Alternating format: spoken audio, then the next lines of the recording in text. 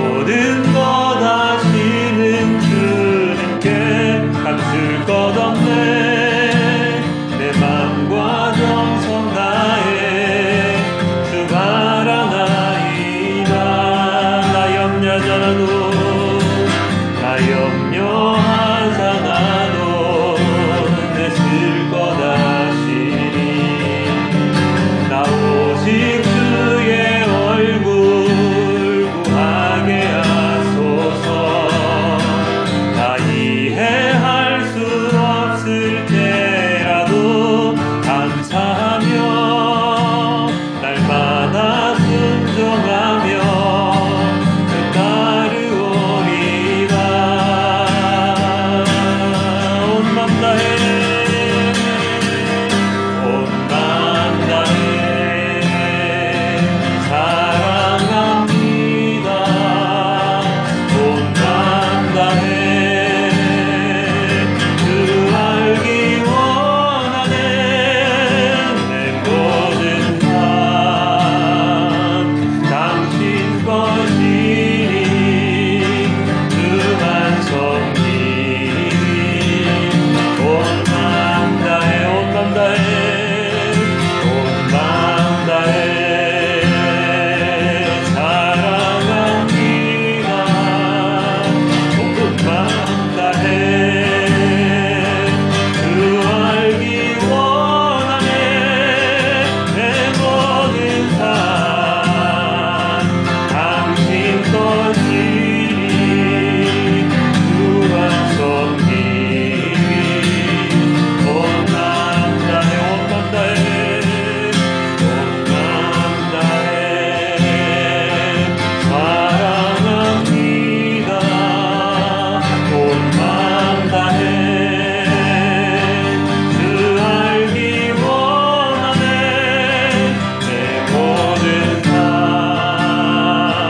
당신 것이니 주만 섬기니. 온 맘 다해 주만 섬기니. 온 맘 다해 우리 함께 주님께 기도드립니다. 기도하겠습니다.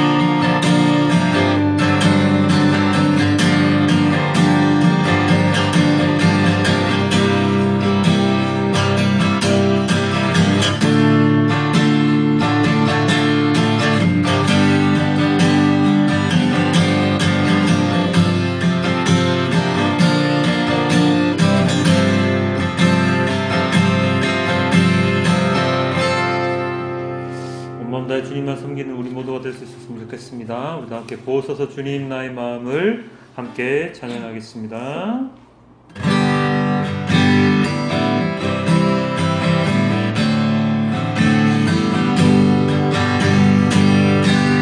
오소서 주님 나의 마음을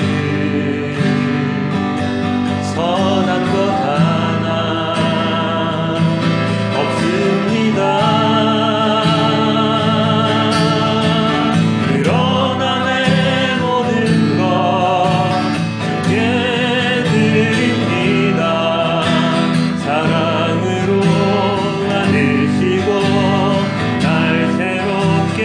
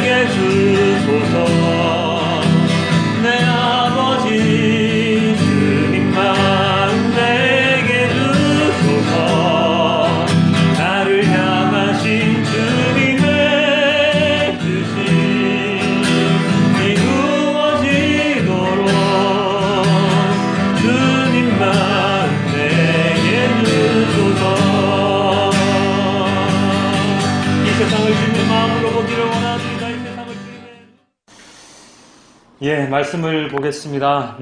오늘은 무슨 주일이죠? 오늘의 교회력이 오순절 후 8번째 주일을 맞이하고 있습니다. 지난 한 주간에도 별일 없으셨죠? 네. 세상적으로는 많은 일들이 일어났습니다. 어떤 곳은 가뭄으로 힘들어하고 어떤 곳은 폭우 때문에 잠을 설치기도 합니다.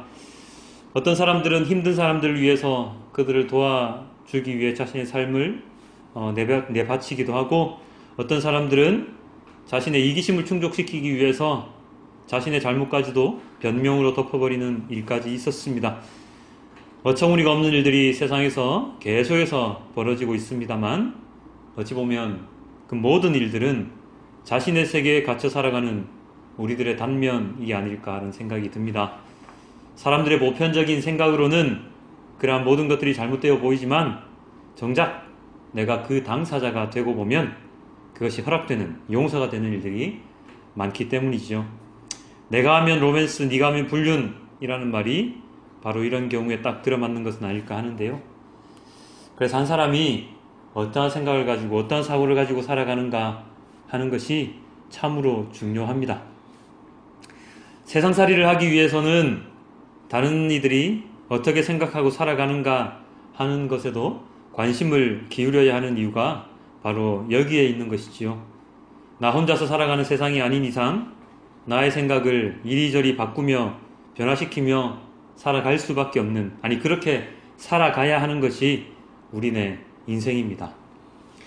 이런 인생을 살아가는 우리 그리스도인들은 그렇다면 어떻게 살아가야 하겠습니까? 당연히 세상의 법칙을 따라서 세상의 관점과 크게 다르지 않는 삶을 살아가야 하겠지요.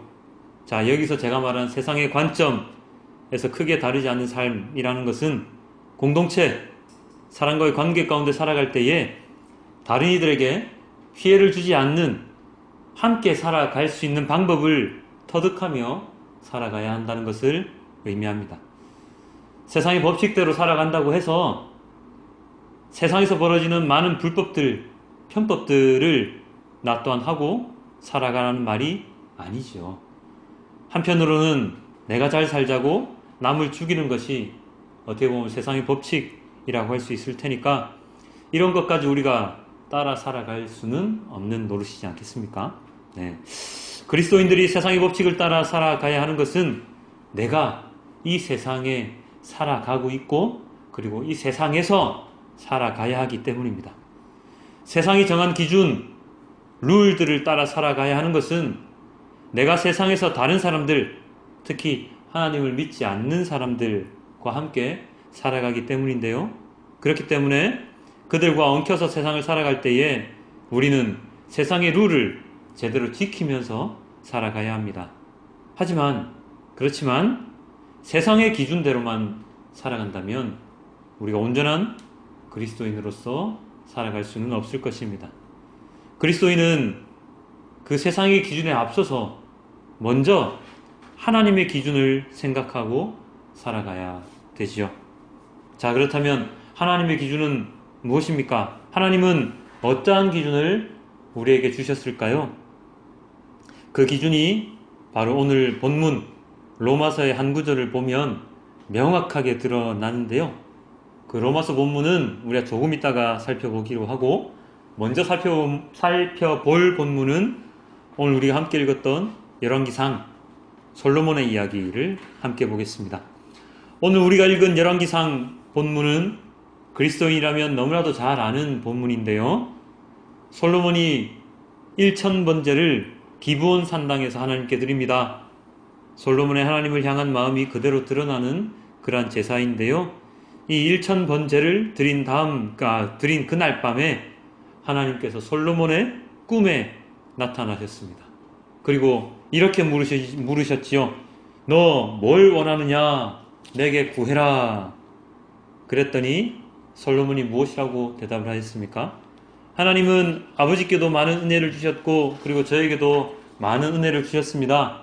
그 누구보다 작은 어린아이 같은 저에게 왕의 자리까지 주셨습니다. 하지만 저는 아직까지 세상의 이치를 잘 모릅니다.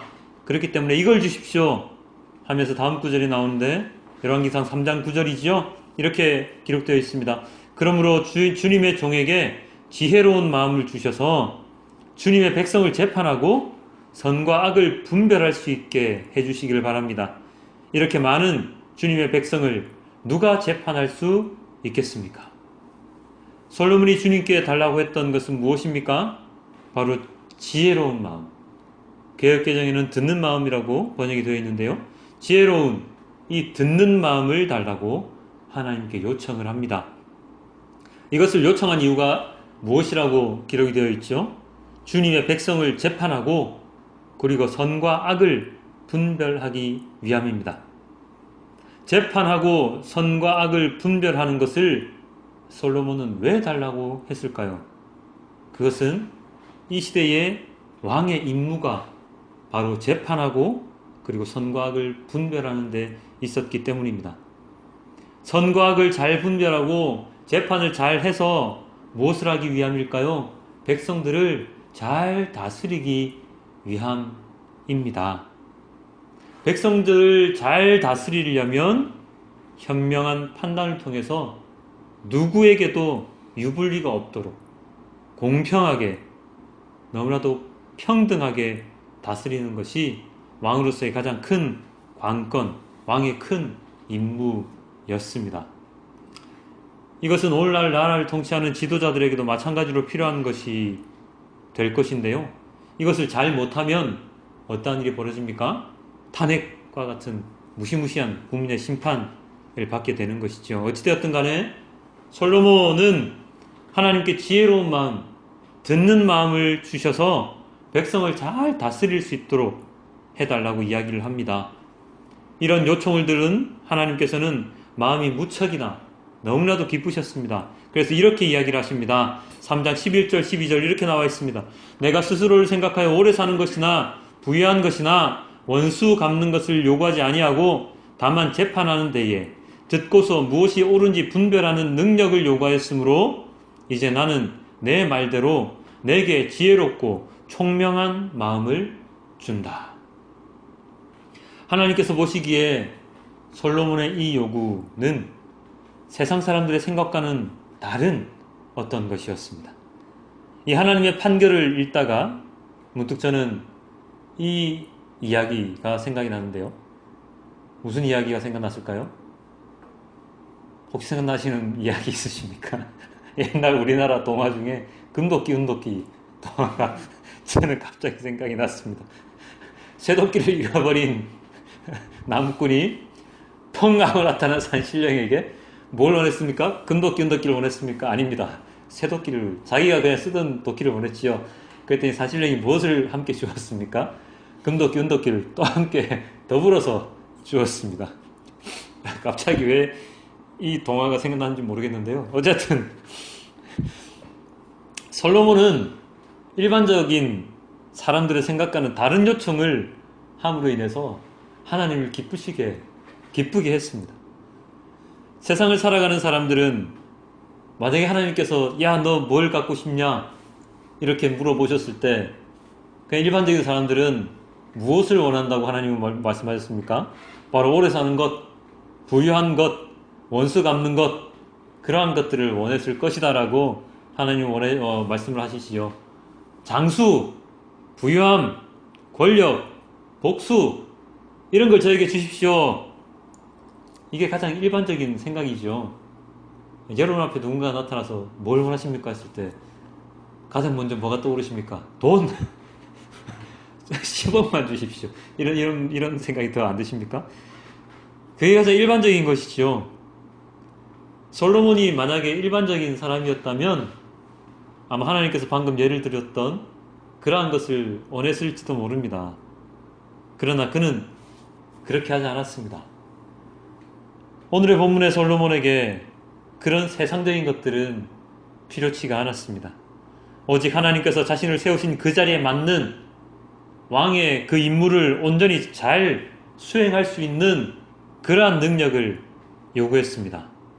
왕의 가장 기본적인 통치 임무였던 선악 판단 그리고 재판관으로서의 공정할 수 있는 그러한 능력을 솔로몬은 원했던 것이죠. 그렇습니다. 하나님의 사람들은 세상의 이치대로만 살아가는 사람이 아니라 하나님의 생각대로 살아가는 사람들입니다. 그것이 일반적인 세상 사람들과 그리스도인들의 차이라고 볼 수 있겠지요. 하나님의 사람들, 그리스도인들은 하나님의 말씀을 먼저 생각하고 하나님의 은혜를 먼저 생각해야 하고 나의 존재 이유를 먼저 생각해야 하는 이유가 바로 여기에 있습니다. 솔로몬이 구했던 지혜로운 마음, 듣는 마음이 세상과의 동떨어진 요구는 아니었지요. 그가 요구했던 것은 세상을 잘 다스리는 것, 즉 세상에서의 자신의 임무를 잘 수행하기 위한 것이었습니다. 아주 동떨어져서 하나님 나라를 보기를 원합니다. 하나님을 직접 뵙고 싶습니다. 라고 하는 그러한 것들을 솔로몬이 주님께 원했다면 그것은 또 다른 그러한 답이었겠죠. 하지만 솔로몬이 원한 것은 세상과 동떨어진 것은 아니었습니다. 세상에서 자신의 임무를 잘 수행하기 위함이었지요. 세상에 기반한, 그렇지만 그 세상을 하나님의 말씀, 하나님의 시각에서 판단해서 그렇게 살아갈 수 있는 그 무엇인가를 솔로몬은 주님께 원했습니다. 이 점이 또한 중요합니다. 왜냐하면 그리스도인은 세상과 동떨어져 살아가는 사람이 아니기 때문에, 세상 가운데 살아가는 사람이기 때문에 그 세상의 삶 속에서 하나님의 말씀을 구현해내는 것, 그것을 올바르게 실현하는 그러한 사람이 바로 그리스도인이기 때문입니다. 그런 의미에서 오늘날 많은 교회들이 세상과 구별된 자들이 그리스도인이라고 하면서 세상은 세상, 교회는 교회, 이렇게 이분법적으로 생각하는 것은 좋지 않다고 저는 생각을 합니다. 솔로몬이 원했던 지혜로운 마음, 듣는 마음은 바로 이런 바탕, 세상과 동떨어지지 않은 세상 가운데에 하나님의 말씀을 펼칠 수 있는, 세상 가운데 내가 가진 그 사명을 올바르게 펼칠 수 있는 그러한 요청이었다는 것을 우리는 명심해야 합니다. 자, 그러면 이제 제가 서두에 말씀드렸던 로마서 본문의 그 한 구절을 함께 살펴봐야 할 것인데요. 로마서 8장 28절 이 구절이 그리스도인으로서 살아가는 하나님의 기준이라고 저는 감히 말하고 싶습니다. 우리 다 함께 로마서 8장 28절 함께 읽어보도록 하겠습니다. 다 함께 읽겠습니다. 시작. 하나님을 사랑하는 사람들, 곧 하나님의 뜻대로 부르심을 받은 사람들에게는 모든 일이 서로 협력해서 선을 이룬다는 것을 우리는 압니다. 여기에 오늘 말씀의 제목이 나옵니다. 하나님을 사랑하는 사람들. 하나님을 사랑하는 사람들은 곧 누구라고 다시 나옵니까? 하나님을 사랑하는 사람들, 곧 하나님의 뜻대로 부르심을 받은 사람들입니다. 하나님을 사랑하는 사람들은 하나님의 부르심을 받은 사람들인데 하나님의 뜻대로 부르심을 받은 자들입니다. 하나님의 뜻대로 부르심을 받으면 그들은 하나님을 사랑하는 자로서 살아갈 수가 있습니다. 그리고 하나님을 사랑하는 자로 살아간다는 것은 뒤집어 말하면 어떤 자들입니까? 바로 하나님의 뜻대로 살아가는 자들이죠. 솔로몬 또한 그런 자였을 테고 그의 아버지 다윗 또한 그런 자였을 것입니다. 아브라함을 보면 그것이 더 명확하게 나타나는 것 같지 않습니까? 하나님께서 아브라함을 부르셔서 그를 온 민족의 아버지로 삼으셨지요. 다윗 또한 마찬가지입니다. 많은 이세의 아들들 가운데서 막내, 가장 보잘것없었던 그 양치기 소년 다윗을 주님은 부르셨습니다. 솔로몬도 수많은 형제들을 제치고 하나님의 선택을 받은 그러한 자였지요. 그렇습니다. 그런 의미에서 모든 그리스도인은 아브라함, 다윗, 솔로몬 등등의 성경에 등장하는 많은 이들과 동격입니다. 물론 하나님의 뜻대로 행해야 하는 것은 당연한 것이고요. 어찌되었든 간에 하나님을 사랑하는 자들, 그분의 뜻대로 부르심을 받은 자들이 바로 그리스도인인데요. 이 말, 제가 방금 한 이 말 속에서 그리스도인의 삶의 기준이 적나라하게 드러나 있습니다. 무엇입니까? 1차적으로 그리스도인으로서 살아갈 때의 가장 큰 기준, 1차적으로 무엇이라고요? 바로 하나님을 사랑하는 것. 하나님을 사랑하는 게 무엇이라고요? 바로 하나님 뜻대로 살아가는 것. 그것이 바로 1차적인 그리스도인으로서의 기준입니다. 하나님을 알지도 못하고 사랑하지도 못하는 자는 그리스도인이 아닙니다. 매번 이야기하지만 교회에 다닌다고 해서 모두가 다 그리스도인은 아닙니다. 직업적으로 자신의 편의상 사업 목적으로 교회를 다니는 많은 사람들이 있다고 전해지지요. 어떤 사람은 사업을 위해서 교회든 절이든 어디든지 가는 사람도 있습니다. 그런 사람들을 그리스도인이라고 할 수 있습니까? 그럴 수 없습니다. 하나님을 알지 못하고 사랑하지 않는 사람들은 그리스도인이라고 할 수 없고, 그리고 그런 사람들은 하나님의 뜻대로 살아갈 수조차 없습니다. 하나님을 알지 못하는데 어떻게 그분의 뜻대로 살아가겠습니까? 그들은 그분의 뜻대로가 아니라 그의 뜻대로 살아가는 자들입니다. 그래서 자신의 생각대로 말씀을 해석하고 자신의 생각대로 말씀을 전합니다. 자신의 이익을 위해서 교인들을 이용하고 자신의 이익을 위해서 교회의 모임을 이용합니다. 그렇게 해서 모은 재산, 부, 권력으로 하나님의 뜻대로 살아가는 게 아니라 자기의 의지대로 살아가는 사람들을 부리며 살아가게 됩니다. 이런 사람들이 무슨 그리스도인이겠습니까? 하나님을 사랑하는 자라면 이렇게 살아갈 수가 없습니다. 그리고 방금 우리가 읽은 로마서 8장 28절 이 구절에 나타난 그리스도의 두 번째 기준이 있는데요. 그것은 바로 그런 자들, 즉 하나님을 사랑하는 자들에게는 모든 일이 서로 협력해서 선을 이룬다 라고 나와 있습니다. 이게 무슨 그리스도의 기준입니까? 라고 물어볼 만도 한데요. 여러분, 이 구절에 무슨 기준이 들어있을까요? 첫 번째 기준은 너무 명확했습니다. 하나님을 사랑하는 자들, 그분의 뜻대로 살아가는 자들, 그리스도인이라고 기준을 세우기가 너무나도 명확했는데요. 두 번째, 모두가 협력해서 살아가는 것, 아니면 선을 이루며 살아가는 것, 이게 무슨 기준이 될 수가 있습니까? 이게 무슨 기준일까요? 한번 곰곰이 생각을 해보십시오. 어떠한 기준을 제가 말을 하고 있는 것인지. 여기에 나타난 두 번째 기준은 바로 선이라는 단어에 들어있습니다. 선. 우리가 이 구절을 여러분 너무 잘 아시죠? 그죠? 모든 것을 합력하여 선을 이루는 많은 목사님들이, 많은 전도사들이 이 말씀을 전하지 않습니까? 그죠?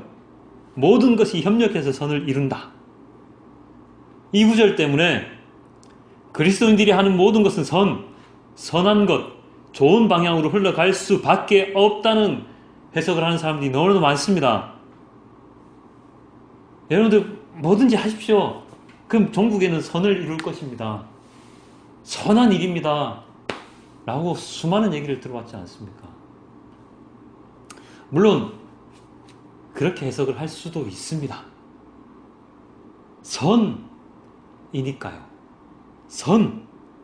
그런데 이 선이라고 번역된 단어의 원어를 살펴보면 이 선이라는 것은 우수하고 좋고 탁월하고 훌륭한 것 등등등등 우리가 익히 잘 아는 그러한 선의 의미도 있지만, 여기에 쓰인 이 구절에 쓰인 선이라는 단어의 의미는 이것보다 또 다른 의미로 이해해야 합니다. 이 선은 원어로 아가도스라고 하는 단어인데요. 여러분들이 가지고 계신 오늘의 성서일과 본문 그 뒷장에 보시면 이 선의 의미를 제가 기록을 해놨습니다. 뒷페이지 보시면 이렇게 원어 성경에 들어있다고 적혀 있습니다. 바로 뒷장을 넘겨보시면 됩니다. 뒤집어 보십시오. 예.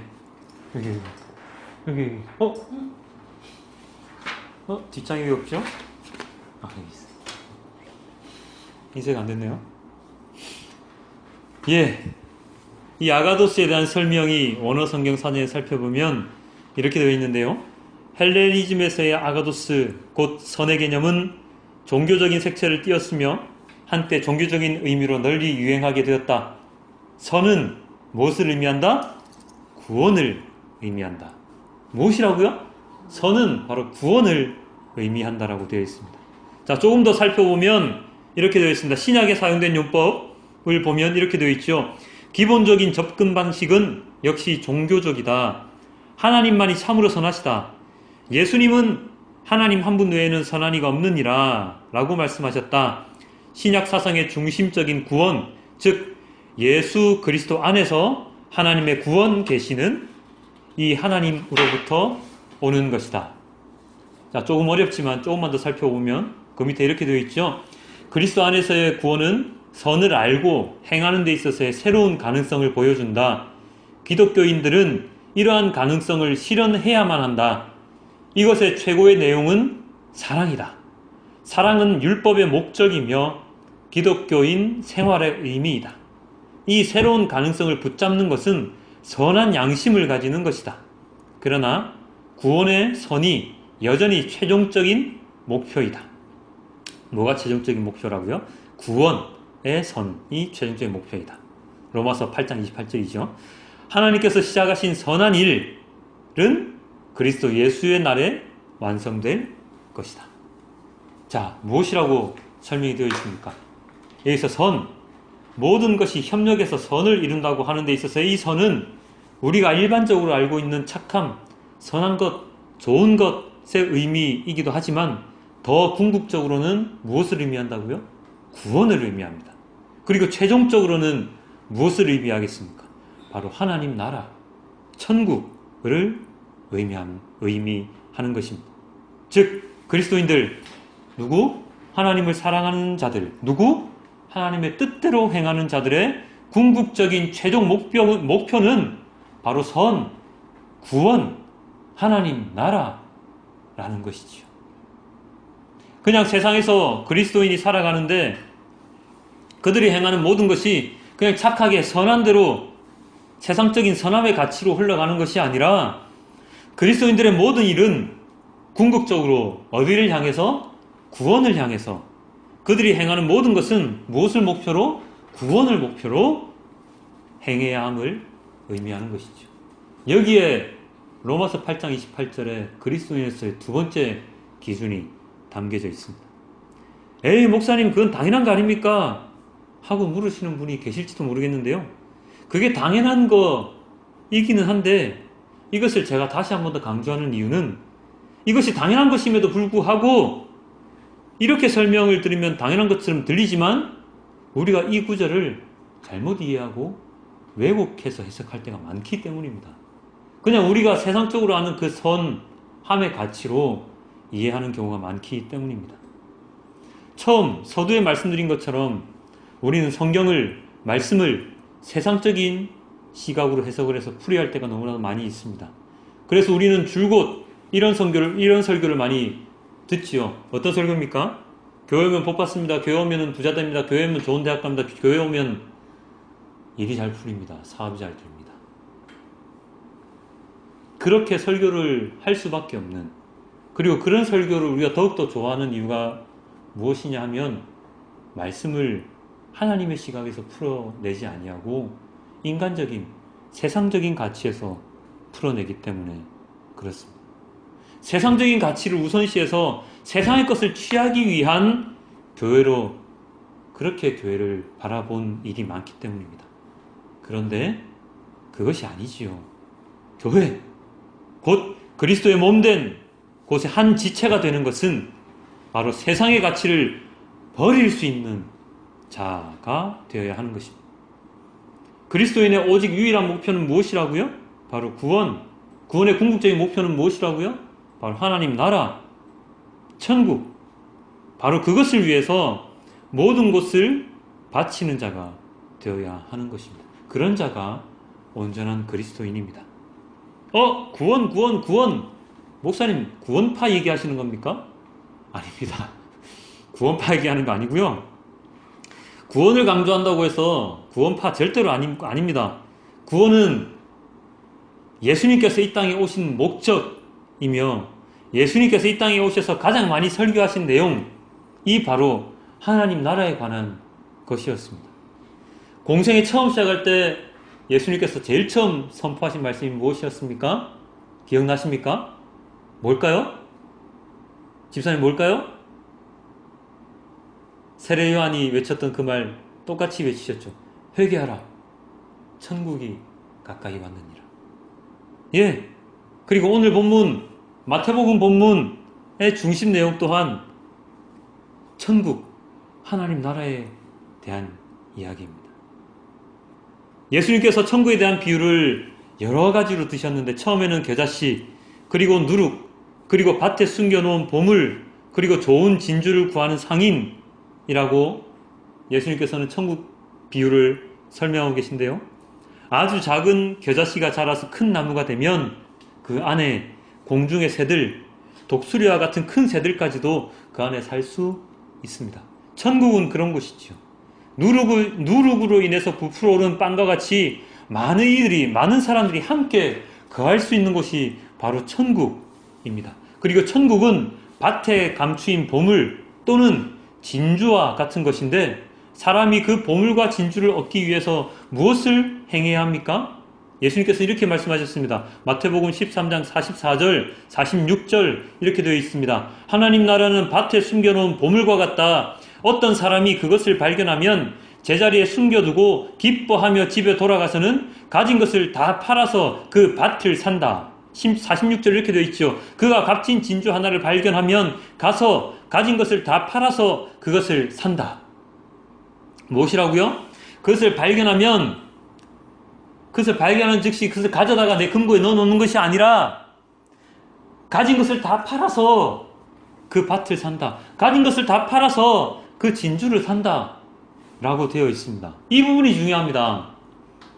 가진 것보다 더 큰 가치를 가진 것을 발견했기 때문에 그는 자신이 가지고 있던 것을 다 팔아버리고 그것보다 더 소중한 어떤 것을 산다는 것이죠. 이 말씀 안에는 어떠한 내용이 숨어 있습니까? 바로 부자 청년의 이야기가 생각나지 않으십니까? 예수님께서 그렇게 말씀하시죠. 너의 가진 것을 다 나누어 주고 오라. 그러면 나의 제자가 될 수 있을 것이다. 나와 함께 갈 수 있을 것이다. 너의 것을 다 팔아서 밭에 감추인 보물을 네가 방금 발견한 진주를 사라. 무엇을 해야 합니까? 내가 가진 모든 것을 다 포기해야 됩니다. 세상에서 내가 가치 있다고 생각한다는 것을 다 포기해야 합니다. 왜요? 천국이 그것들보다 훨씬 더 가치를 지니고 있기 때문입니다. 세상의 것에, 내가 가지고 있는 것에 내가 찾은 보물, 진주를 더하는 것이 아니라 진주와 보석을 가지기 위해서 내가 가진 모든 것을 다 포기하라고 말씀하시죠. 그래야지 우리는 하나님 나라, 천국을 그리고 구원을 얻을 수 있다고 말씀하십니다. 사랑하는 성도 여러분, 하나님을 사랑하는 자들은 바로 이런 자들입니다. 하나님을 사랑하는 자들, 그리스도인들은 바로 이런 사람들입니다.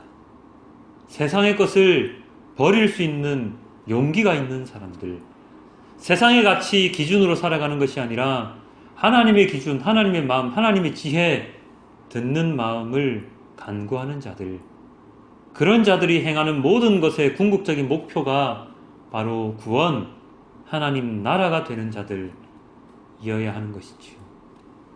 세상의 것에 덤으로 하나님 나라를 취하는 자들이 아니라 세상의 것을 다 버리고 하나님 나라를 취하는 자들이 되어야 합니다. 그렇다면 세상을 등지고 살아란 말입니까? 아닙니다.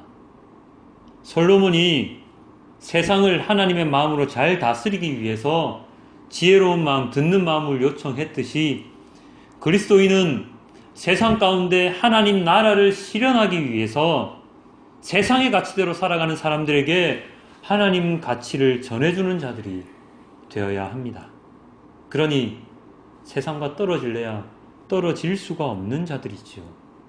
세상의 기준대로 살아가는 사람들에게 하나님의 가치를 설명하고 알려주기 위해서는 세상과 동떨어져서 살아갈 수는 없습니다. 세상 사람들보다 더 잘 알아야 하고 세상 사람들보다 더 잘 파악을 해야 합니다. 그리고 그 세상 가운데 하나님 나라의 가치, 하나님의 가치, 하나님 나라의 싹 귀한 겨자씨를 심어서 크게 자란 그 나무 아래로 사람들을 불러 모아야 하는 것이죠. 그것이 바로 하나님을 사랑하는 사람들의 모습입니다. 자, 이제 말씀을 정리합니다. 우리가 교회에 와서 말씀을 듣고 찬양하고 기도하는 이유가 무엇입니까? 내 삶이 평안하기 위함입니까? 내 사업이 잘 되기를 바라기 때문입니까? 내가 건강하기 위함입니까? 내가 장수하기 위함입니까? 아닙니다. 우리가 교회에 와서 찬양하고 하나님 말씀을 듣고 매일같이 말씀을 묵상하는 이유는 바로 하나님을 사랑하기 위함입니다. 하나님의 가치 기준을 배우기 위함입니다. 그리고 그 가치 기준을 세상에 전하기 위함입니다. 그래서 모든 영혼들이 예수님의 구원의 십자가에 함께 모여 살아가기를 원하기 위함입니다. 그것을 잊으면 안 됩니다. 십자가를 기복신앙처럼 믿지 마십시오.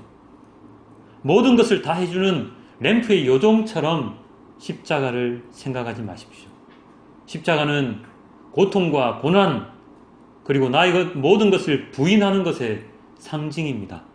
내 것을 차지하고서 버리지 않으려고 하면서 보혈로서 구원을 받으려고 하는 그러한 자가 되지 마십시오. 내 것을 버리지 않으면서 거기에다 더해서 구원을 얻으려고 하는 자들은 지나친 욕심을 가진 자들일 수밖에 없음을 오늘 본문을 통해서 우리는 깨달아야 합니다. 사랑하는 성도 여러분, 하나님을 사랑하는 사람으로서 살기가 그렇게 쉽지가 않습니다. 결코 평이한 삶이 아닙니다. 그렇기 때문에 구별된 삶일 수밖에 없습니다. 세상 사람들이 바보 같다고 놀려도 우리는 그런 삶을 살아야 됩니다. 그럴 때 우리는 그런 우리들을 바라보면서 하나님의 그늘 아래로 사람들이 들어올 수가 있는 것이죠. 저 사람 바보인 줄 알았는데 아니네. 저 사람이 믿는 하나님 나도 한번 믿어볼까? 하고 그들이 우리 곁으로 돌아올 수 있는 것이죠. 이번 한 주간 오늘의 이 말씀을 다시 한 번 더 새겨보는 시간이 되길 기대해 봅니다. 아무렇게나 하나님 말씀을 해석하는 그러한 자가 아니라 진짜로 솔로몬의 지혜를 가지고 하나님의 말씀을 이해하고 전하는 자가 될 수 있기를 기도해 봅니다. 그리고 언제나 주님의 은혜가 넘치는 한 주가 되기를 기도해 봅니다. 그리고 주님의 손을 끝까지 놓지 않고 어려운 길, 고난의 길이라고 할지라도 주님의 손을 꼭 잡고 나아가는 우리 모든 성도가 되기를 기도해 봅니다. 우리 다 함께 주님의 이 손을 꼭 잡고 가소서 다 함께 찬양하면서 오늘의 말씀을 다시 한번 기도하겠습니다. 묵상하겠습니다. 주님이여 이 손을 꼭 잡고